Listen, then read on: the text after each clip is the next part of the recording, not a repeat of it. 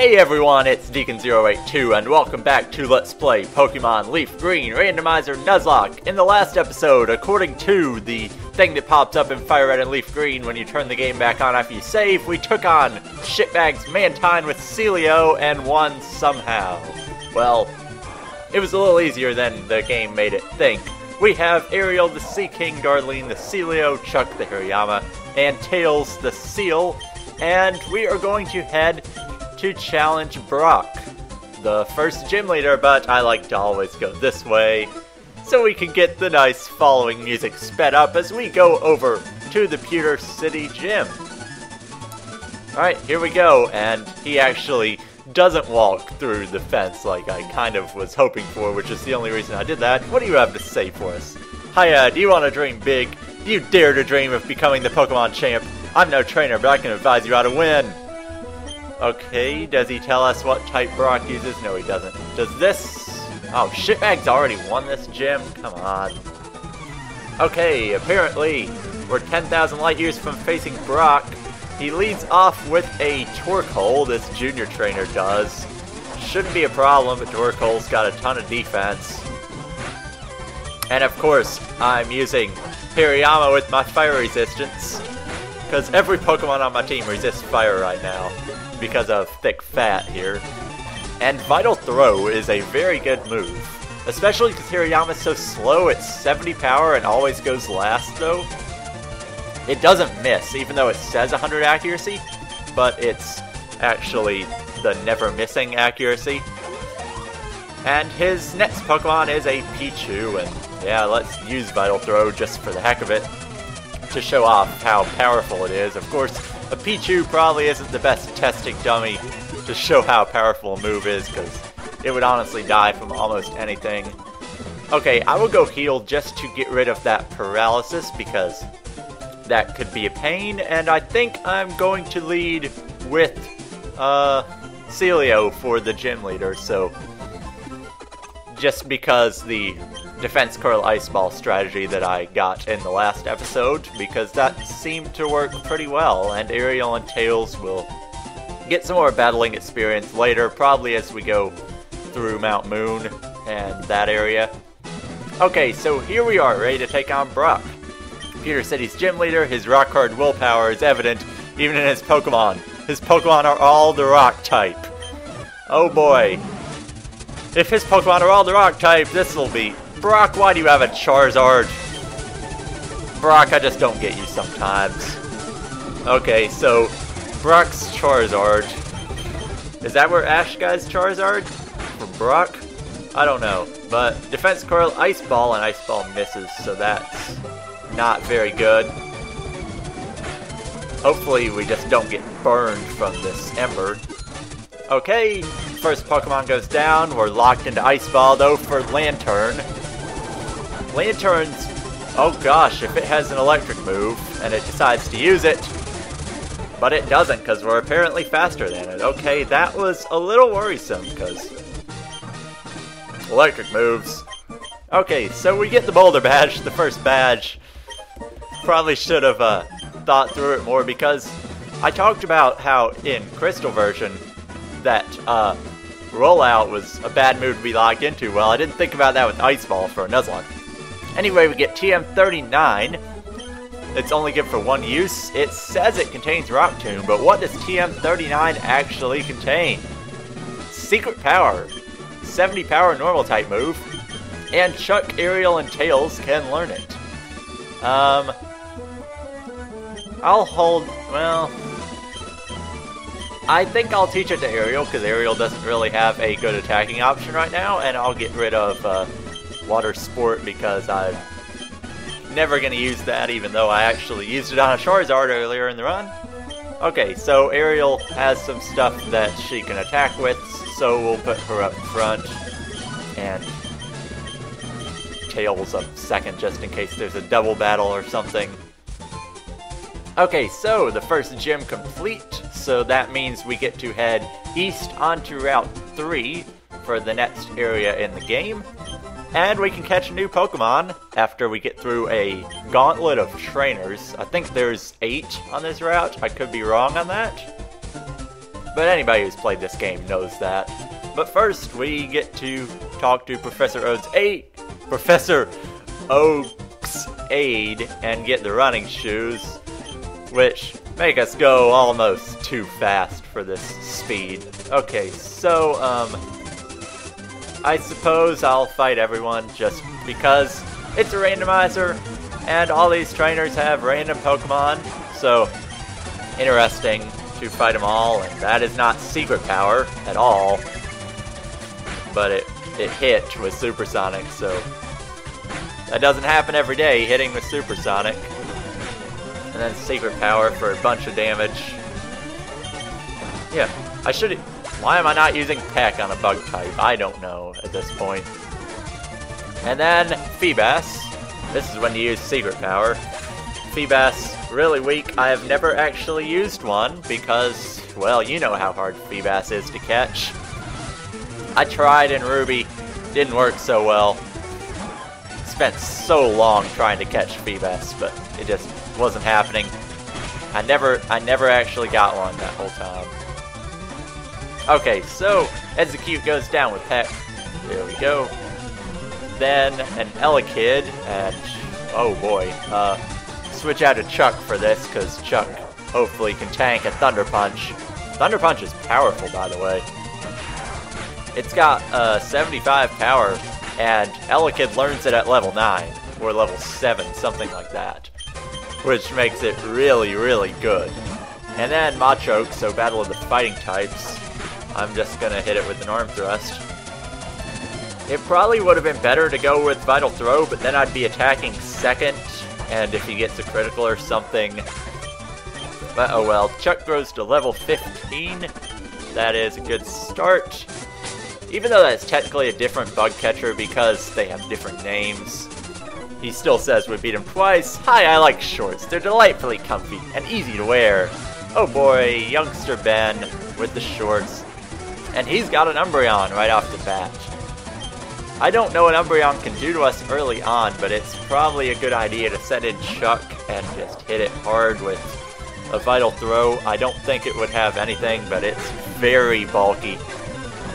And Vital Throw should take it out. Yep. Okay. And next up, a Seal. So we could have Seal versus Seal. Or Seal versus Celio, both Seals. But I'm already in with Chuck, and I don't feel like switching. That's the only problem with Set. It's harder to train up lower levels because you have to do the switch trick. Are you a trainer? Yes, I am a trainer. What Pokemon do you have? Tangela. Nice. Probably has Absorb, so we'll go to Chuck again. Ingrain, that's almost worse than Absorb. And Sleep Powder, that's annoying. I'll wait it out. Shouldn't be too long on this sleep, plus I don't think Tangle is going to be able to do anything to Hariyama. Yep, there we go, I wake up and Vital Throw is going to critical and take it out. That is nice. I didn't think it would kill it, to be honest. Alright, next up, Teddiursa. I hit the wrong button. Okay, that could have been bad. Teddiursa goes down with Arm Thrust, and next up, a Larvitar going down with Arm Thrust. Hariyama is a fantastic Pokemon. If you've never used one, use one. Very good Pokemon to use. And then, Vital Throw, even though it's not very effective, still does a ton of damage, and we'll finish it off with Arm Thrust and probably go back and heal. Well, definitely go back and heal. Yeah. 5, 6, 7, 8, 9, 10, 11, 12. Yeah, we're good. We had 20 HP. I don't like to use those antidotes when I can just run back to a Pokemon Center, even though, I mean, I could buy them. I could probably buy a bunch right now. Yeah, I could buy 28 antidotes if I wanted to, but just don't feel like it. Okay. Oh, I didn't fight you yet. Okay, next trainer. Last Sally with the Volbeat. Volbeat's pretty cool Pokemon. it learns Tail Glow, one of the few Pokemon that learns Tail Glow, which in the newest games, it boosts its special attack by 3 stages. There aren't many moves that boost stats by 3 stages, so it's almost in a league of its own and double team. Can I just hit? Oh my god. Volbeat. More defensive than I thought. Oh boy. Is it just bug or is it bug flying? Because if it's bug flying, I would go with Ice Ball, even though it wouldn't hit very much. Not going too well. I better switch to Aerial and use Peck if it hits. Confuse Ray and Double Team combo. Reminds me of the Dusclops in the Battle Tower and stuff, who would just spam Confuse Ray, Double Team, Toxic, Protect. You couldn't even hit them, to be honest. They are the most annoying Battle Tower Pokemon of all time. And finally, we finish off Volbeat. That caused more trouble than it should have. And Exeggutor. Okay. I guess we'll go to Darlene and use Ice Ball, because Hirayama couldn't take this. Ice Ball, not even gonna bother with a defense curl, because it doesn't seem to be using any grass type moves. The good thing about like Exeggutor and Stone Evolution Pokemon is they only learn like 4 moves in total. One more we'll just go to Chuck. And actually there's the one trainer below this, but I don't feel like it at the moment. And going to Chuck was a great idea, because Arm Thrust will dominate this Magneton. Yep. Good thing it's Steel, or else might have some trouble with it. And then Espeon. Like Umbreon, I don't think it will have anything, but still there's not much I can do to it with Chuck, so I guess I'll just tackle it, because I got a ton of attack. Yeah, it's doing like the exact same thing as me, but yeah, Espeon doesn't really learn any psychic moves for a while, and you're not supposed to have an EV at that low level. Okay, are you a trainer? Yes, you are. Okay. Just thought I'd get a trainer battle out of the way. Kyogre! Oh, God. Kyogre. And it's got Water Pulse, which is, oh, powerful. But we have Vital Throw. Okay, as long as it doesn't... Why are you using Scary Face over Water Pulse? But okay.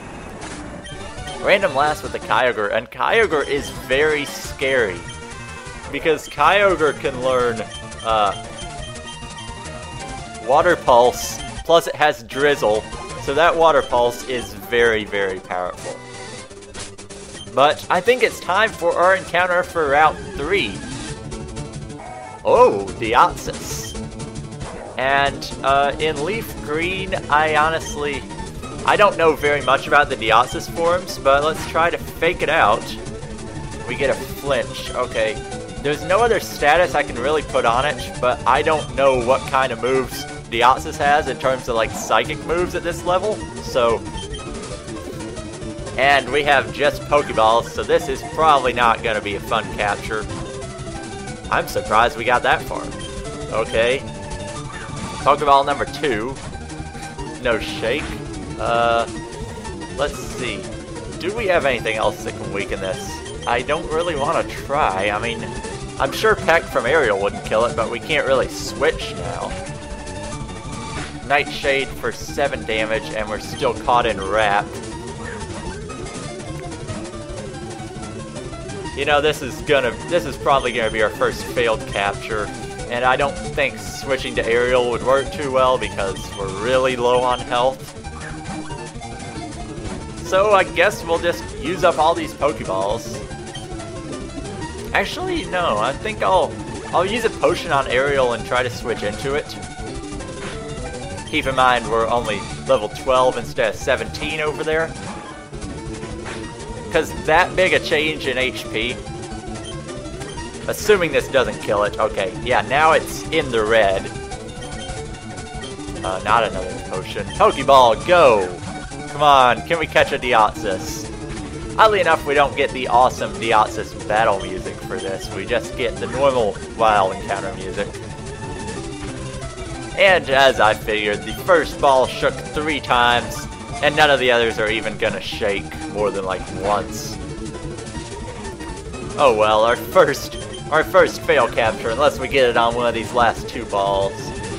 And honestly, I'm not too upset about this because, I mean, it is Deoxys, but it's legendary and, well,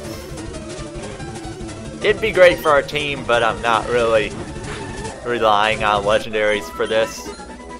Okay, a lot of experience from a level 7 because it is legendary, of course.